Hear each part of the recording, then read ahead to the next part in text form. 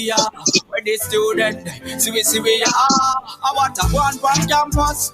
We are carry the land from campus. Come on, tell me what one campus connection. Tell me what I want. Campus connection. I want a one from campus. Young people are hard from campus. Come on, tell me what one campus connection. Tell me what I want. That's right. Welcome to a brand new episode right here inside Campus Connection. That's right. We have 49 more Tuesdays to go in the year, and we just want you to be right here with us. We are 2 weeks in the new school term, and as such, we are here to connect with students, teachers, and even principals. So, do you know that I have my co-host? That's right, I have my co-host with me, the big man, Floyd Wilson.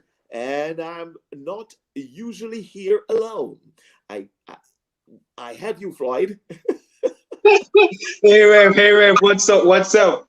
It is great being here. Let me say a good evening to everyone who is listening.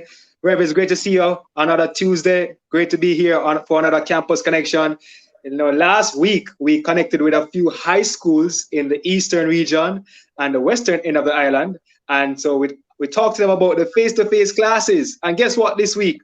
We are going to be connecting with some universities and colleges. We're going to be talking to principals. It's going to be a great program. We're going to be having our regular feature. We have the Bread of Life with Giovanni Malcolm. Our education news is going to be brought to us today by Delisa McLean. She's a second-year student from Carimac. So we definitely look forward to the discussion later on, Rev. It's going to be great. Absolutely. And in our Let's Talk About It segment, Brother Floyd, with 2 weeks down, we will hear from the principals of Bethel Moravian College, and that's Mr. Clyde Evans. But he's not alone. We're going to also hear from Dr. George Dawkins, principal of the Shortwood Teachers College. And what about Dr. Asburn Pinnock? He is the principal of the Michael University. So look here, is a whole heap of people not to be left out is Ruiz. And that's right, Ruiz Warren, and he's the acting dean of academic affairs and accreditation from the Montego Bay Community College. Wow. It's going to be a great program as usual, Pastor Sam, as we connect with these university and colleges, principals. And we want you to know that, we want to hear from them what's happening in their schools, even if it's online. We want to hear from our listeners, our campus sites. How have you been navigating the different strains of COVID-19 on your educational plans? What are their concerns from the students? What are they looking forward to or even hoping for? So, how can they connect with us, Pastor Sam? How can the campus sites connect with us? Absolutely. You can connect with us through our lines 876-968-8327 or 876-968-8328. You can also contact us on our WhatsApp line, and that's 876-997-3125.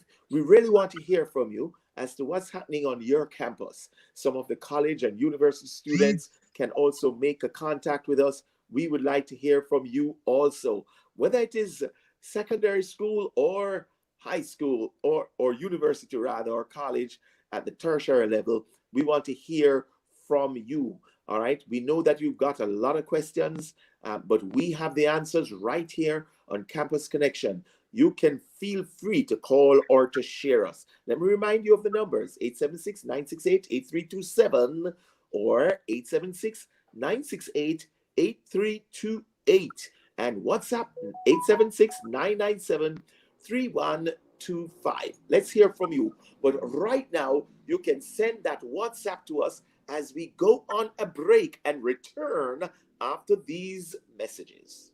Let me tell you, say I love it there. I love it there. Love it there. Yeah. Oh, Lord, Lord.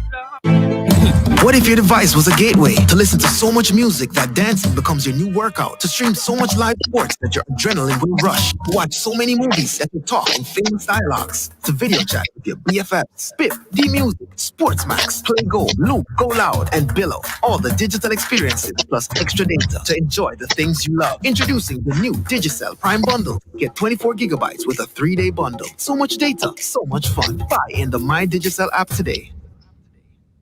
It's easier to do banking with the Community and Workers of Jamaica Cooperative Credit Union. Our internet banking or mobile app allows members to bank safely anytime, anywhere. You can check your balance, pay your bills, transfer funds, apply for a loan, and do so much more with a single touch. Visit our website, cwjcu.com, and sign up for internet banking, or download our mobile app from the Google Play or App Store. Community and Workers of Jamaica Cooperative Credit Union. Discover the benefits of belonging. You working on a right day, you not have to fret. You know your family secure, you not need no stress. It's like you run a 5 pace and the pace in the race, celebrate and you still never bust no sweat. We see we brother and we sister, this is how we heal them. Easy now, you and guardian life, it's a nation we're building. Many hearts, but we all want the same thing. Live secure and live busy.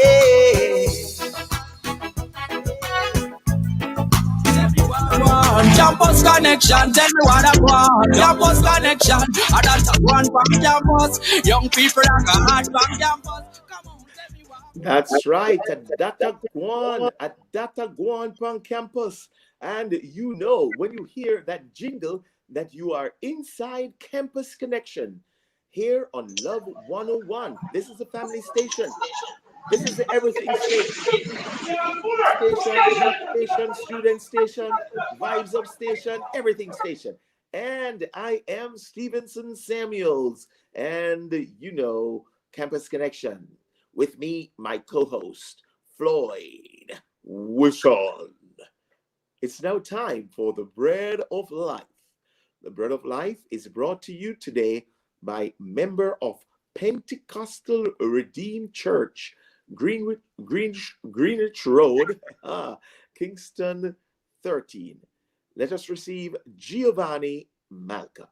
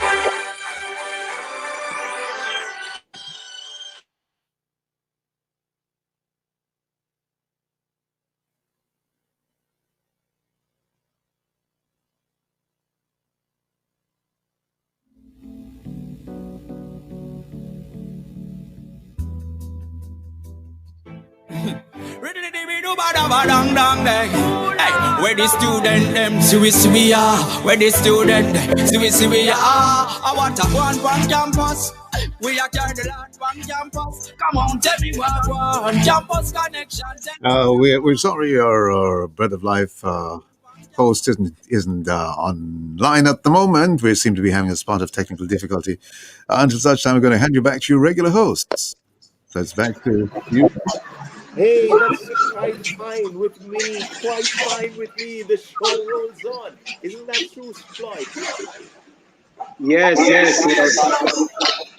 With Giovanni for the breakfast. We're going to go live in a few minutes for our students. And there's a feedback. Let's see if we can sort it out. You can share with us the start of the school year has been for you.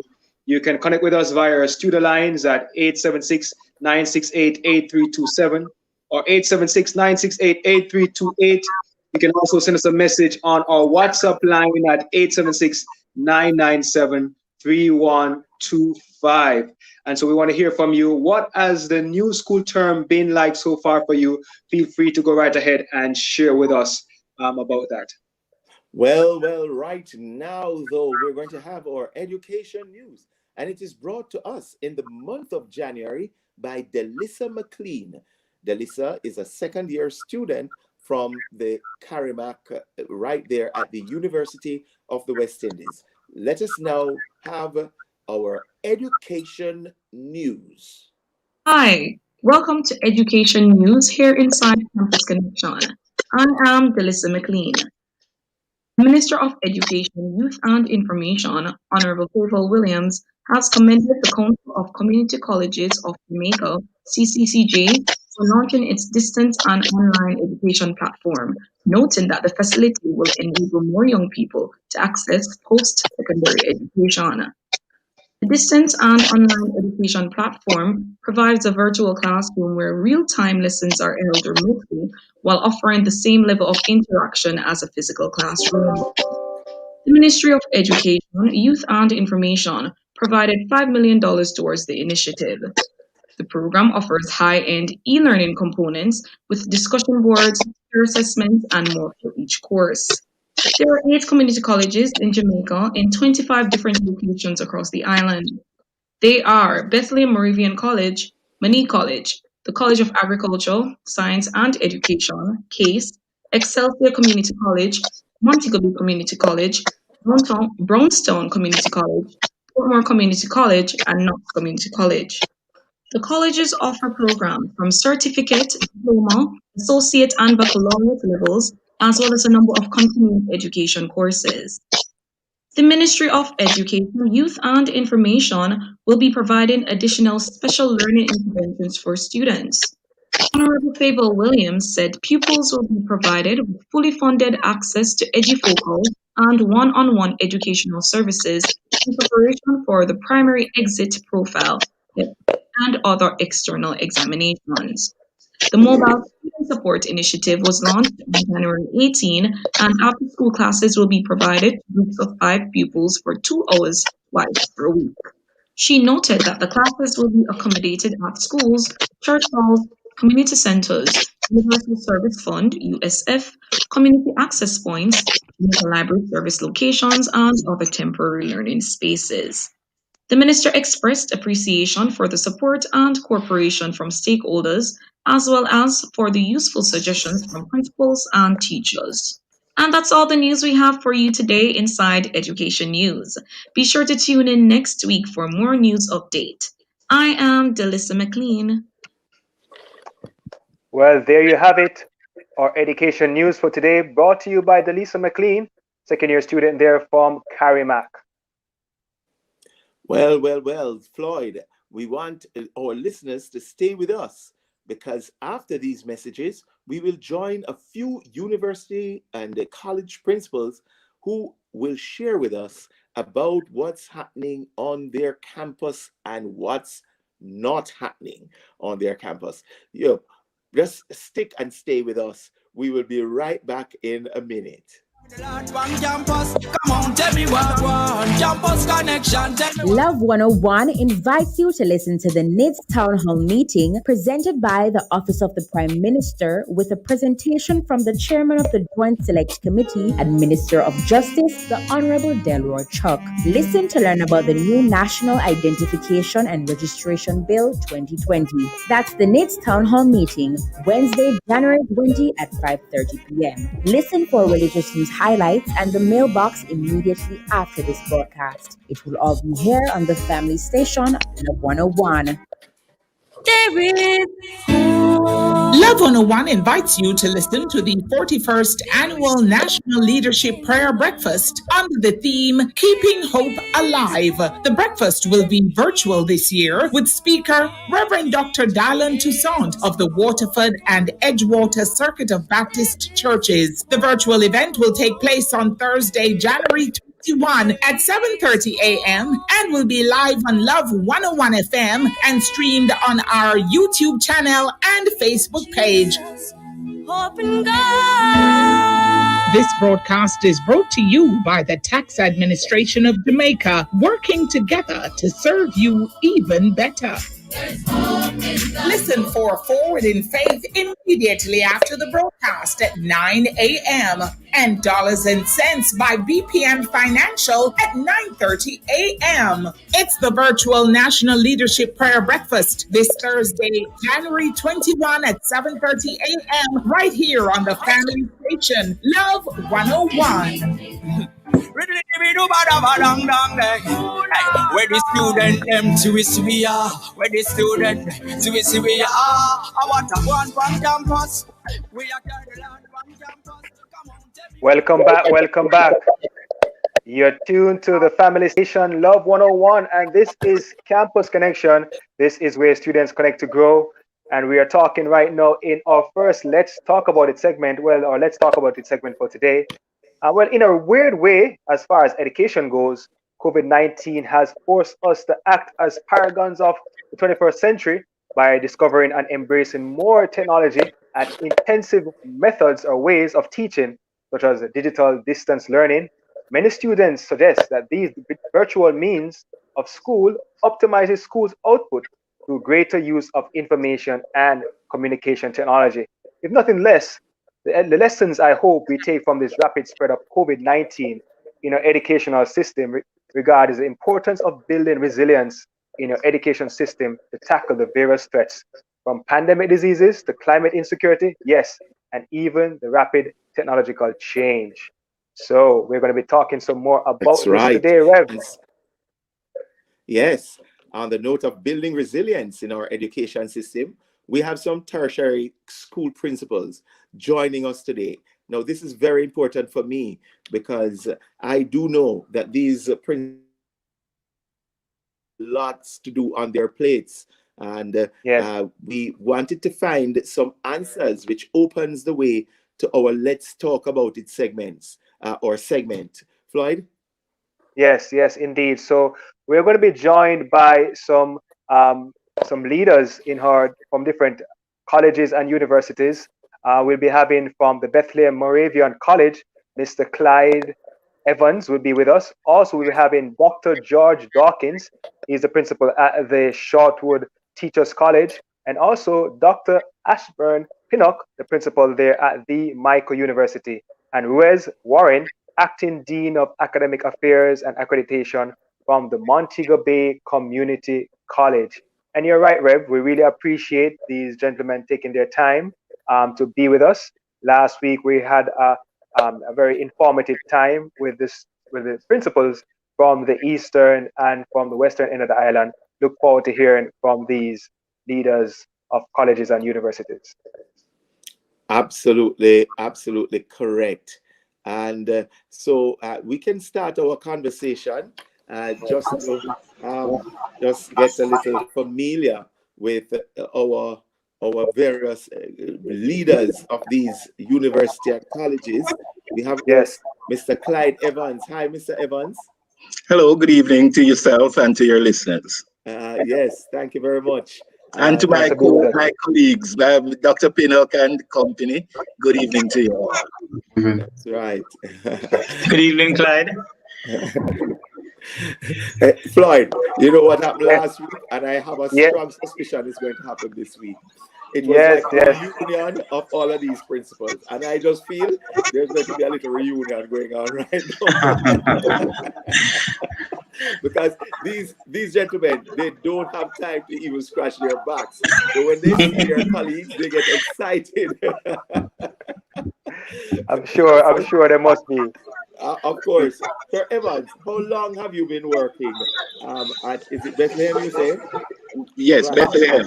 Yes. I started at Bethlehem on the 1st of November 2019. 2019.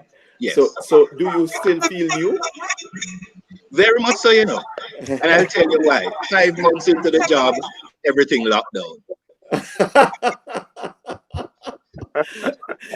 Hey, those of us who are superstitious in Jamaica, when I say, are you cause it, But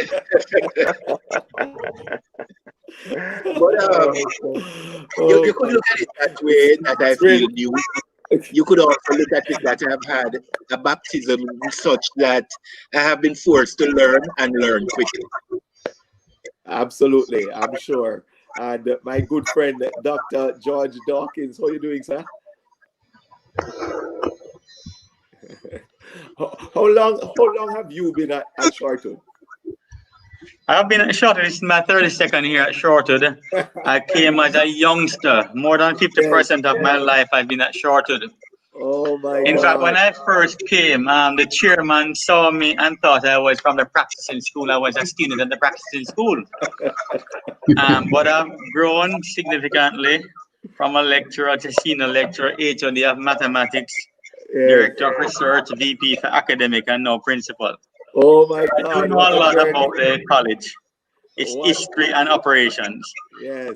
What a journey. And you still look like a practicing. Oh my gosh. We also have, ladies and gentlemen, online with us, Dr. Ashburn Pinnock. He's principal at the, no, let me just say it right, because, when you are from this institution, it's like you are institution of institutions, the Michael University. Amen. You got it right. You got it right. Thank you. Dr. Pinnock, I saw you in an interview some time ago on a television station, and you handled yourself extremely well. Oh, thank you. I've forgotten you since that. How are you doing? I'm quite fine, thank you. Yes. Thank you very much. Yes. And you have been at the Michael University for how long? For 5 years. 5 years. But, yes, but I was at another institution for 25 years. Ah. And so I'm close to George in terms of number of years served collectively. I see. And I suppose that honor institution is so insignificant that you don't even call the name. It's just the Michael University you're dealing with. No, don't you say that, because it's a very powerful institution, the Sam Sharp Teachers College. So I have to give credit to what is due. Of course. Yeah. Let me ask you a question. The Michael University, at one point, it was the Michael University College. It is still the Michael University College. We have not gained university status just yet. We're working towards it, and we are hoping that will be very soon. Yes. But we still are university. That's correct. And Sir Ruiz Warren, could you pronounce your first name for me, my friend? Yes, it's Ruiz. It's really Spanish, so it's Ruiz Warren. Yes. That just separates you from the rest of the gentlemen in this forum today. And also, what separates you is that you are actually acting Dean of Academic Affairs and Accreditation.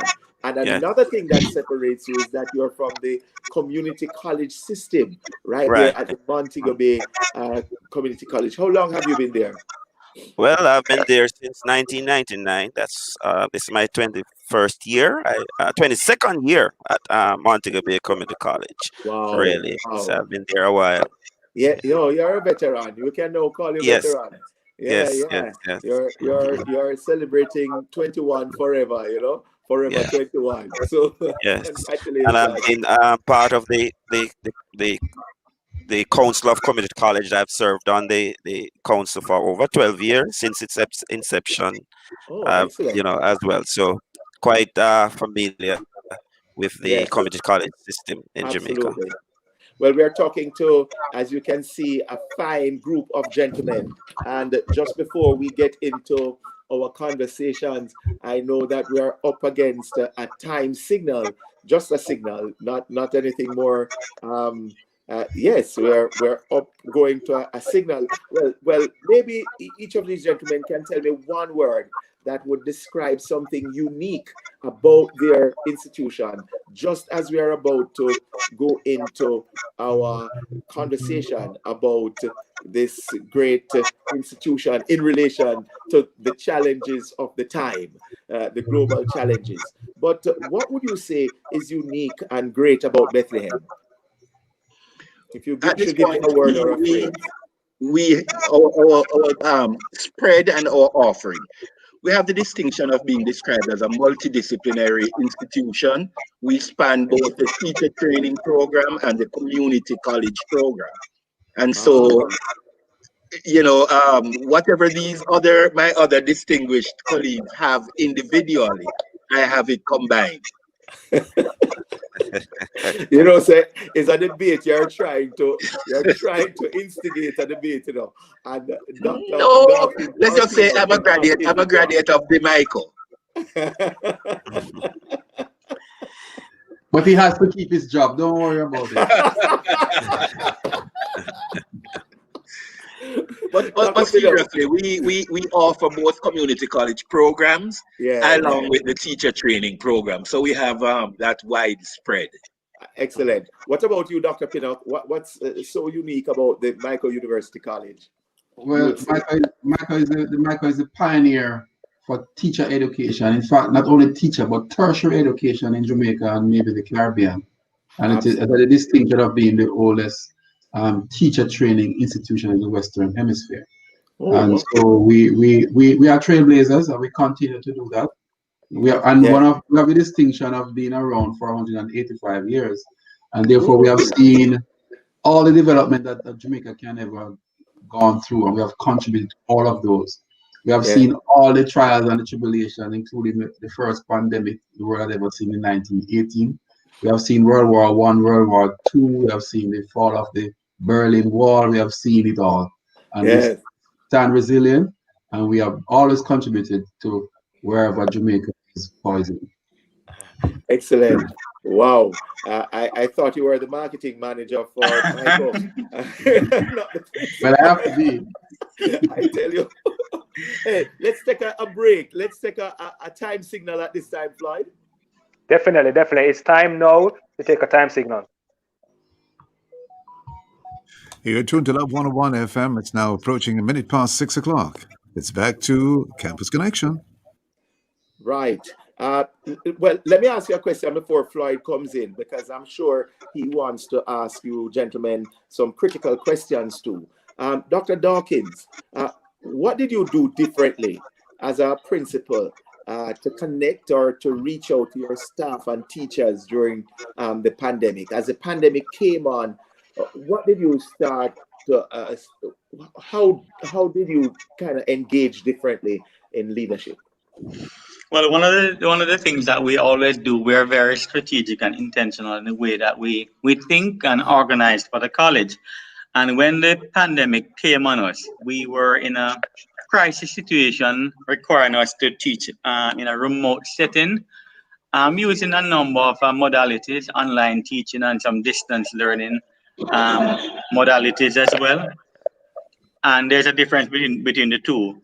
And so we had to organize our staff to quickly get them up in terms of training, looking at general orientation to technology in teaching, Office 365, Microsoft Teams, and other modalities that would be applicable at that time.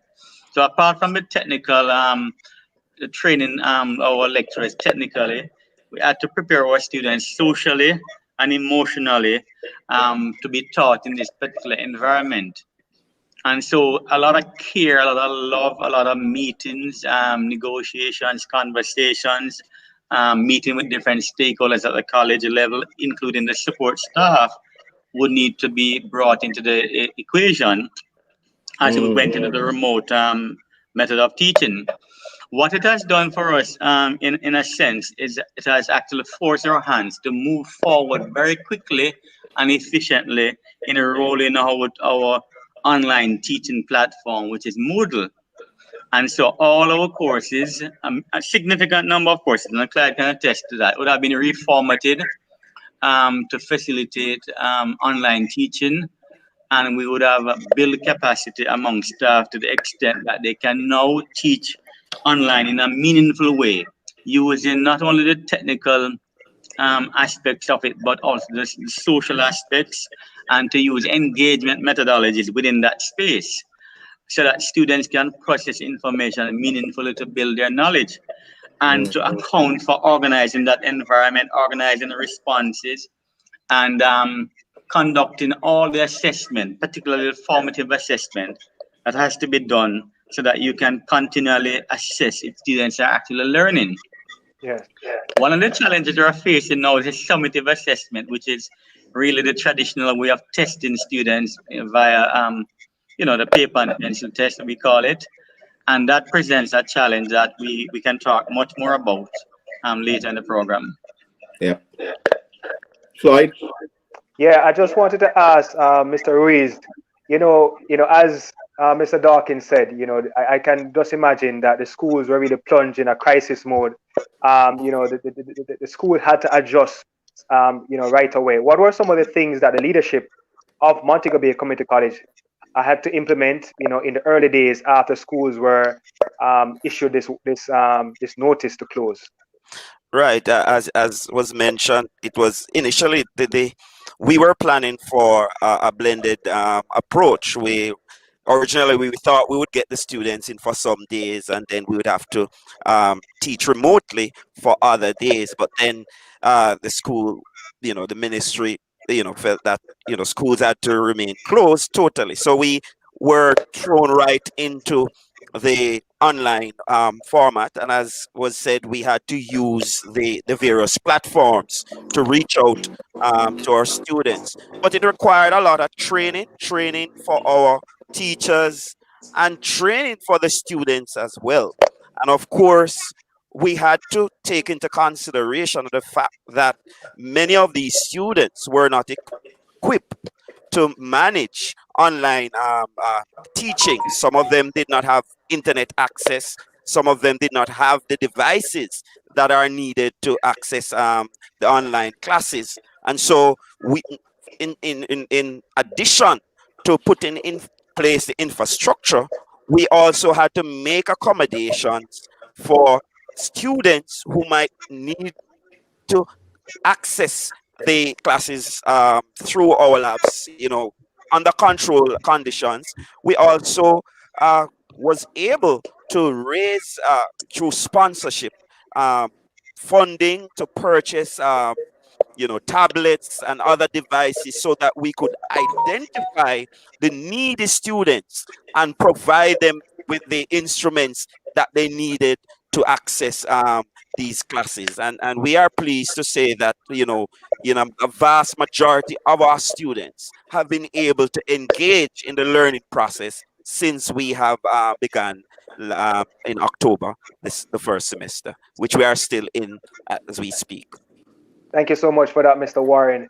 Mr. Evans, you mentioned the fact that, you took up the mantle as a principal there at the Moravian College in November, and then the pandemic hit in March. How did you get the buy-in of the teachers and the students to really adjust to the changes readily? What were some of the things that pulled on you personally at that time to get your students and the teachers on board? It took a lot. And I think one of the things that really helped us was externally when the government, through the Ministry of Education and also the Ministry of Health and Wellness, began to sensitize the society and the nation in general to the reality that COVID, don't sit there and wait and say when COVID over. It is as we had to get people to begin to understand that it is not the common flu, and you're not going to be able to take Panadol multi-symptom and get over it.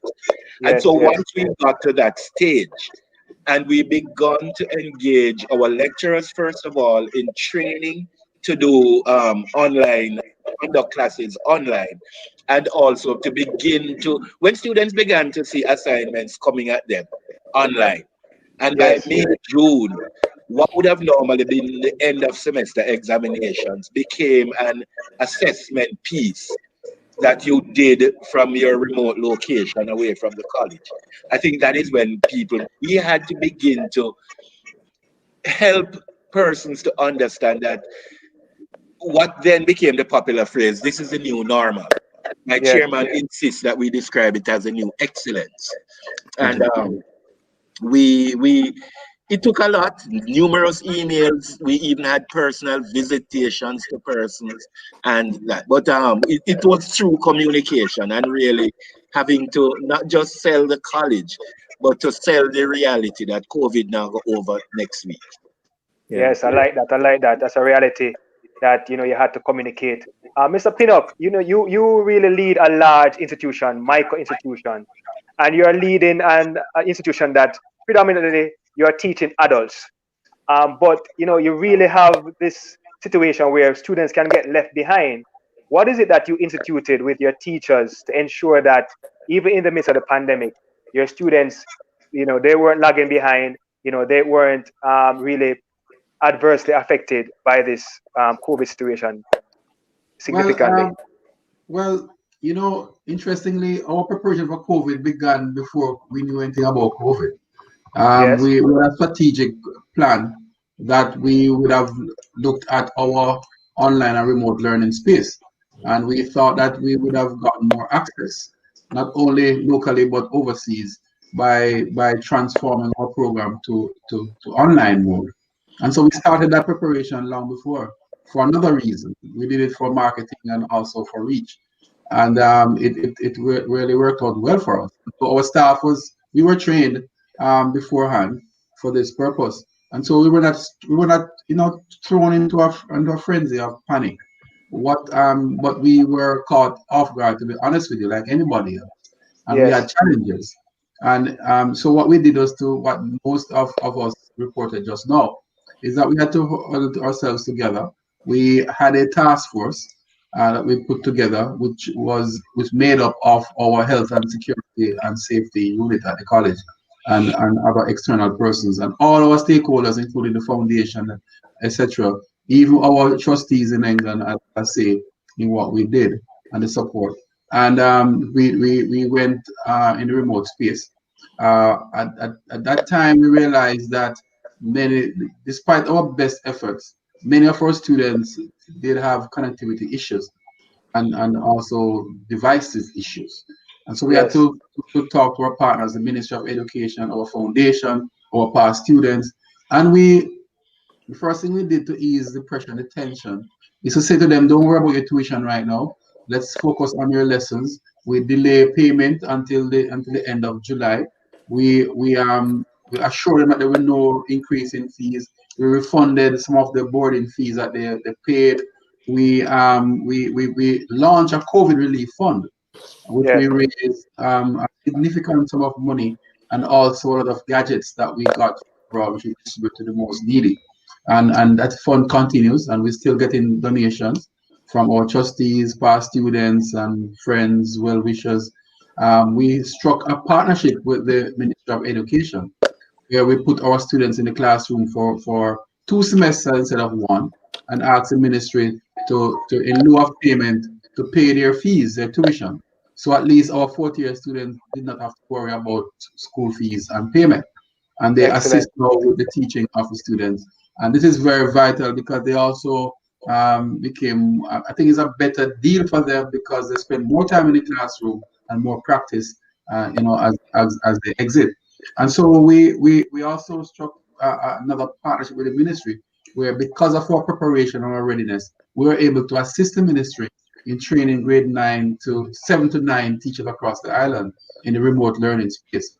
Now, what we're trying to do now is to transform our pedagogy and to apply in a serious and deliberate way the online and remote pedagogy. Because as Clyde said, and I think George said earlier, is that we have to now teach our students how to teach in this space, meaningful, and how to replace some of the face-to-face activity online and our assessment pieces, etc.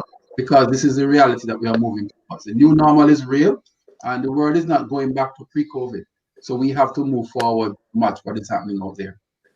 That is something that we definitely would want to ask you later on in terms of how you're preparing the teachers for the future now, seeing that this is a new normal that we are going into, in terms of online teaching. But I want to ask the gentleman, maybe you can start with you, Mr. Pinnock. I know that we spoke to some high school principals last week, and they said that the numbers of students who participated significantly reduced. So in some high schools, they only had like 60%, some cases 40%. What was the participation of students in school who continued schooling online after the pandemic hit? Okay, for us, I think we had a 10%. I don't want to call it dropout because I don't think they have totally dropped out yet.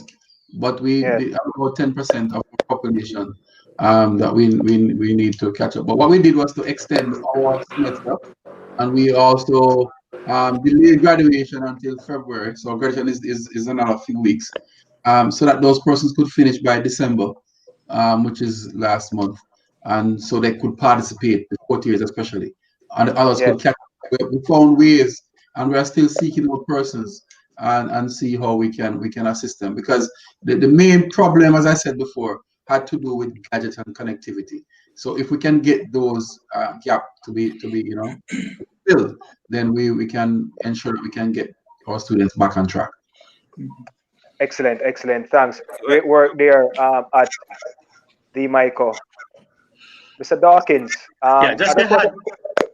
Go ahead. Yeah, go ahead, Mr. Dawkins. Yes. I just wanted to add to what Dr. Pinnock said in terms of treating with the issues and challenges that students experience. We, like Michael and I guess other colleges, did a survey of our students to find out what was really happening within that space, how many were actually accessing instruction, how often, and connectivity issues, having the gadget and so forth. And it was even necessary to specify the specification for the gadgets, because some gadgets could not accommodate like videos and other technologies that were being used. And so we had to package instruction and send to different geographic regions for students to really get the information. Other means such as email, even WhatsApp and other means. So that, because the connectivity problem is a great challenge for us in Jamaica. So you may have the gadget, you may have the internet, but it's not very stable and reliable. And so we sought to identify centers in parishes, like churches and commercial areas, and to recommend to students that these could be possible locations, and would have had conversations with such organizations to accommodate the students. But we were only at the 75% rate in terms of persons accessing instruction very frequently.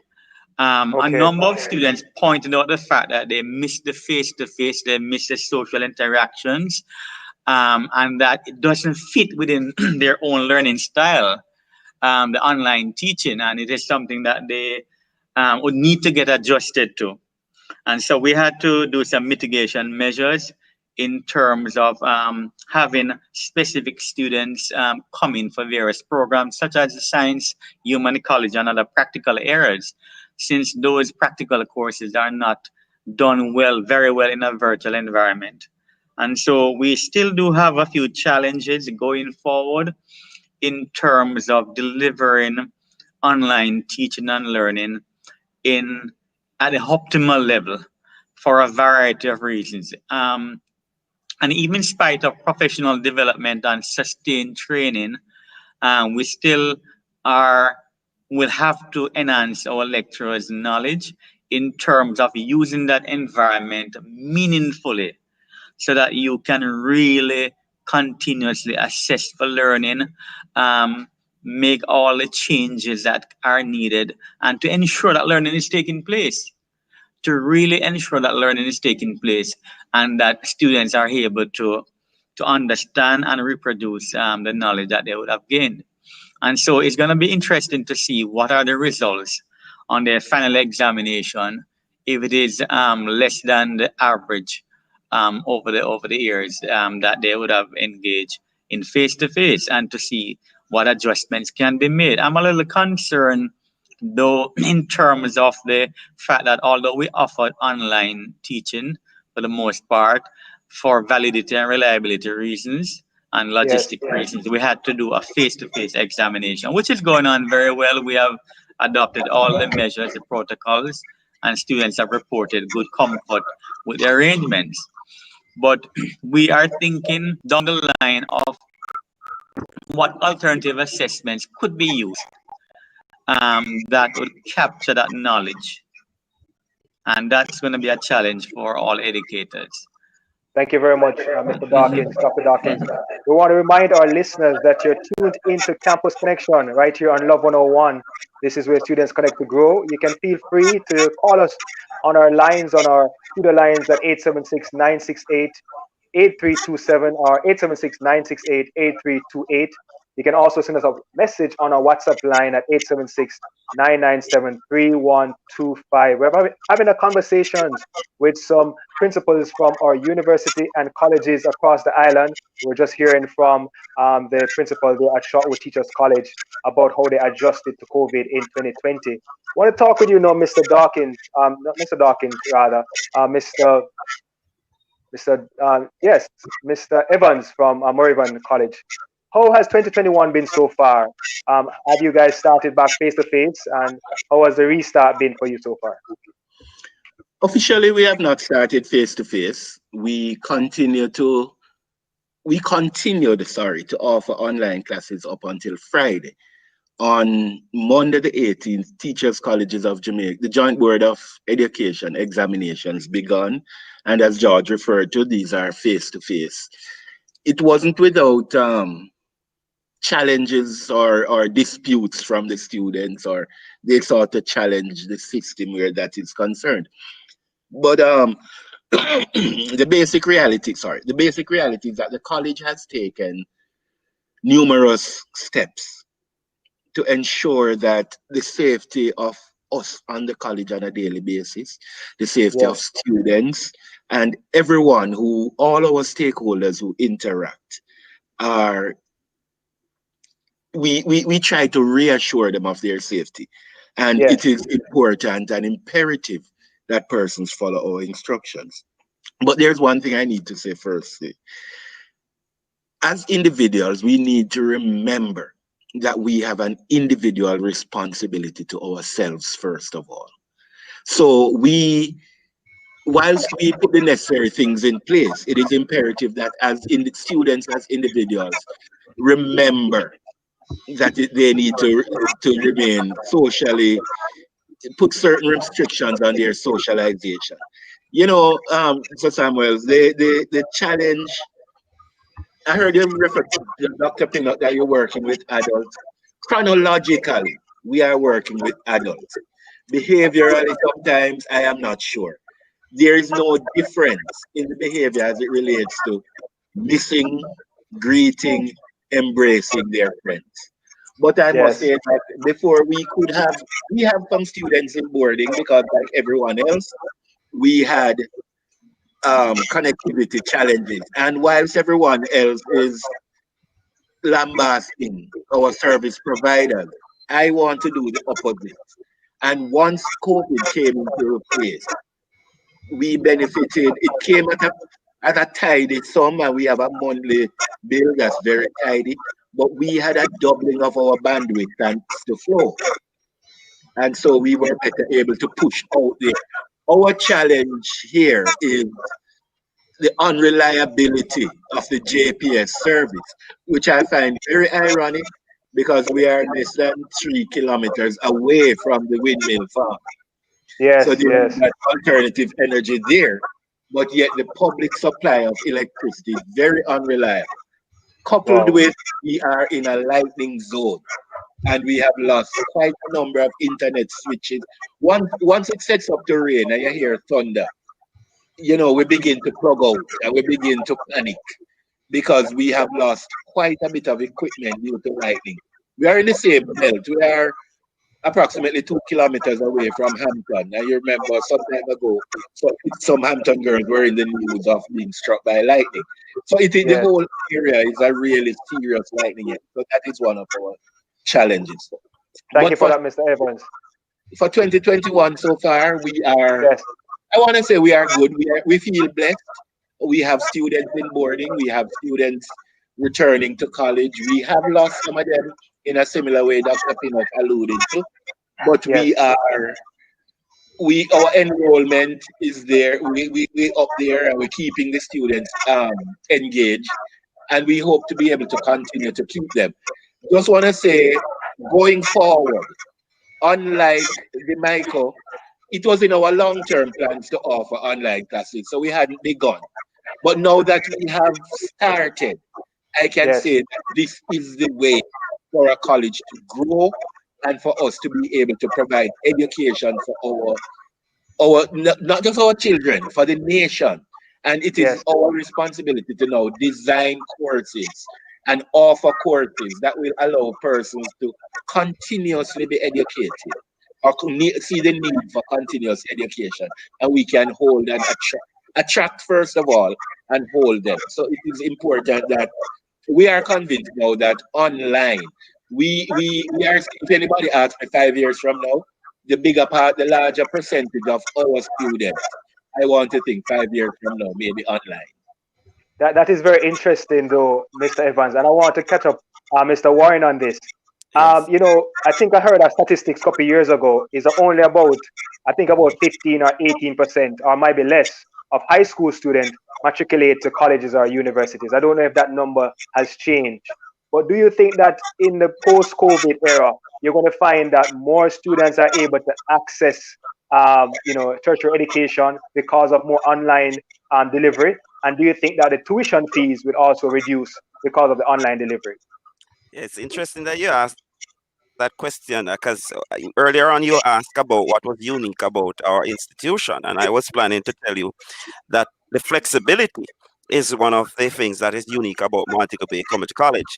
Uh, but you because we are forced, well, not necessarily forced, because CCJ, as you heard in your newscast, education newscast, we launched the CCJ, that's the Council of Community College of Jamaica, launched last week the online and distance platform, and we'll be offering associate and bachelor's degree in hospitality and business online going forward. It means, therefore, that a greater number of students will have access to tertiary education. What you find in terms of funding, yeah, fees, our fees are quite reasonable, but the flexibility of offering online also gives students the opportunity to work and study. In Montego Bay, we have a lot of our individuals working in the BPO sector, and they at the same time they're working, they want to access tertiary education. So along with the the continuing education that we regularly offers, the online platforms is an added opportunity to offer tertiary education to those who might not be able to do it full time. And let me say this also, it's about, offering programs that are going to meet the needs of the community, that are going to meet the needs of the changing nature and structure of our economy as we move forward. As our other panelist says, we are not going backward. This mode of delivering education is going to be with us for the foreseeable future. And even when we go back face to face, I am in the classroom, and I'll tell you, I tell my students already, if tomorrow morning we get face to face, we'll still be using some of the technology that we were using online, because the technology has opened up our eyes in terms of how we deliver to our students, and the opportunity it gives for interaction, for using the different videos and to share screen. So even in their presence, one of the things you can think about is, even you don't need a PowerPoint in front of the students anymore. So if you, as the lecturers, on your screen, they can pick you up on their cell phone right there in the classroom, and they can Yes. share. So the technology will allow us to be more diverse, to be more flexible in how we offer education going forward. Thank you, Mr. Warren. Oh my, the time has just really gone on us. But I'm going to ask you, gentlemen, each just give me 30 seconds to just kind of share. You guys are the leaders in terms of our education system. You guys are developing and training the teachers of tomorrow. Mr. Pinnock, 30 seconds from you and the other gentlemen. Where do you see the future of education going, and what are you looking forward to in 2021? Well, I'm hoping that it will move in line with what is happening. But COVID has thrust us into doing that we didn't achieve in 30 years. And I hope we do not try to fix the COVID to try to go back to pre-COVID, but to work with what is happening. Because just look at what is happening in the industries, in the multinational corporations, the Amazons, etc. Everybody moving with the technology. And if we should try to go back to pre-COVID, we'll be left 20 years behind. So I'm hoping that we'll move forward and not backward. Mr. Evans? For me, I want to encourage our teachers, both currently serving and those in training and those who hope to be trained, be familiar with technology. We have to, it is the way we're going. Our students are becoming exposed to it now, and it has opened a whole new world to them. They are not stopping, they are not going, and we cannot allow our students to cause us to be lagging behind. So teachers have to keep up with the trends, because we're not going backwards where this is concerned. If anything, we will seek to enhance our technological offerings. Dr. Dawkins? I also want to add that my views are consistent with our colleagues here, that the technology, the online teaching is here to stay. We just need to further expand, enhance, and have more global reach. In fact, we have quite a significant number of students at the college who are abroad, and they're accessing instruction via that modality.